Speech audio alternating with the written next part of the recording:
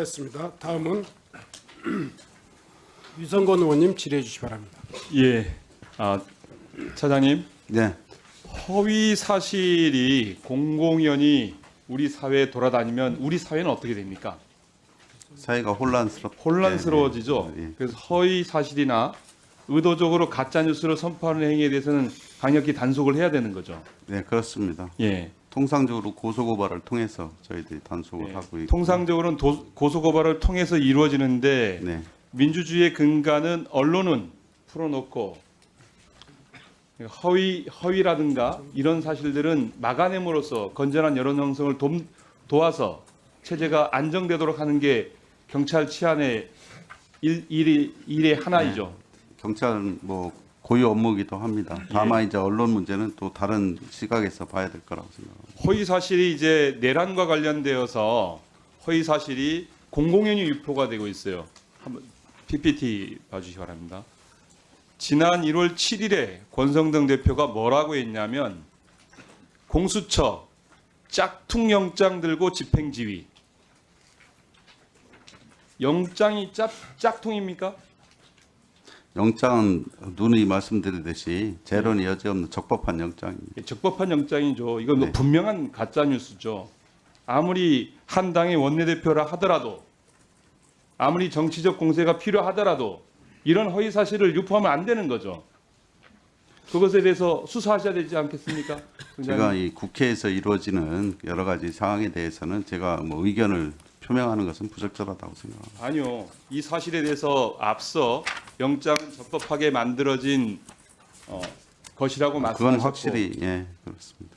이 권성동 원내대표는 영장이 짝퉁이라고 얘기를 하고 있어요. 이건 허위 사실인 거죠. 이 허위 사실에 대해서는 분명한 책임적 조처가 필요하다, 이렇게 말씀을 드립니다. 다음, 윤상현 의원이 1월 3일에 뭐라고 얘기했냐면 공수처장 윤영장 발부 판사 법 위반해서 탄핵해야. 영장 발부한 판사가 법을 위반했습니까? 저는 적법하게 영장을 발부했다고 발부했죠. 생각합니다. 네. 이런 가짜 뉴스들을 통해서 국민들을 선전선동하고 있는 겁니다. 이것에 대해서 처벌하지 않으면 우리 사회 혼란은 아무도 막을 수가 없습니다. 그 일을 사실은 경찰이 해야 되는데 하고 있지 않아서 민주당이 민주파출소라는 것을 만들어서 이런 제보를 받게 되어진 겁니다. 앞서 우리 배준영 의원님께서 민주파출소에 대해서 뭐라 말씀하시냐면 입틀막하고 있다. 표현의 자유를 억압하고 있다. 허위 정보나 허위 뉴스를, 가짜 뉴스를 살포하는 행위를 막는 게 당연한 거죠. 입틀막이라고 하면 정당한 나이 얘기를 하는데 그것을 막는 것을 얘기하는 것이죠. 그것이 사실이라면 무엇이든 들어야죠. 그것을 입틀막이라고 규정하고 하고 있는 것은 정말 민주사회에서 있어서는 안 될 일이라고 저는 생각을 합니다. 시민의 소리에 경청하고 들었다면 지금의 탄핵 국면에 와 있겠습니까? 대통령께서 정치를 하시면서 입틀막을 했기 때문에 지금 여기 와 있는 거 아니겠습니까? 최소한의 정당의 반성이 필요하다, 이렇게 판단합니다. 저희 당에서 조사를 좀 해봤습니다. 그래서 한 2만여 건이 조사가 2만여 건의 제보가 들어왔는데요. 저희 내란 선동의 주요 내용은 이런 것입니다. 윤석열 계엄은 부정선거 단절을 위한 합법적인 행위다, 이렇게 주장하는 거예요.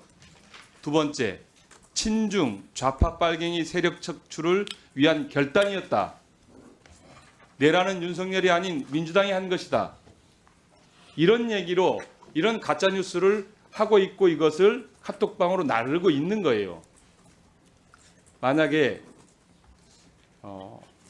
이 허위 사실로 판명이 되어지면 어떤 처벌을 받게 되죠? 뭐 허위 사실 뭐 고소 고발에 따르면 뭐 허위 사실 유포죄로 처벌할 수는 있지만 아직 현재 그런 건 없고요. 현재 그러한 내용 전체가 수사 중이기 때문에 수사 결과에 따라 사실관계가 명확해질 거라고 생각합니다. 업무방해 행위로 처벌할 수 있지요. 네, 업무방해 예. 상대성이 있어야 예. 되기 때문에 네 그렇습니다. 관련돼서 이 부분에 대해서 내란 선동에 대해서 경찰의 단호한 입장을 밝혀주시기 바랍니다. 밝혀주십시오. 저희들은 뭐 지금도 뭐 말씀드렸듯이 뭐 수사 국수본에서 적극적으로 법과 원칙에 따라 철저하게 수사를 하고 있습니다. 그 결과를 가짜뉴스- 보겠습니다. 예. 가짜 뉴스와 허위 사실에 관련되어서 경찰청에서는 그것에 대한 대책 기구를 만들어서 추진할 것을 주문드립니다. 국수본에서 검토하도록 하겠습니다. 경찰청 차원에서 검토를 하셔야죠. 저희들은 수사의 문제만이 아니라 수사 문제만이 아니라 전반적인 사회 치안을 위해서 필요하다 이렇게 말씀을 드립니다. 예, 하나 지금 한남동 그 상황이 무정부 상태다 이렇게들 얘기합니다.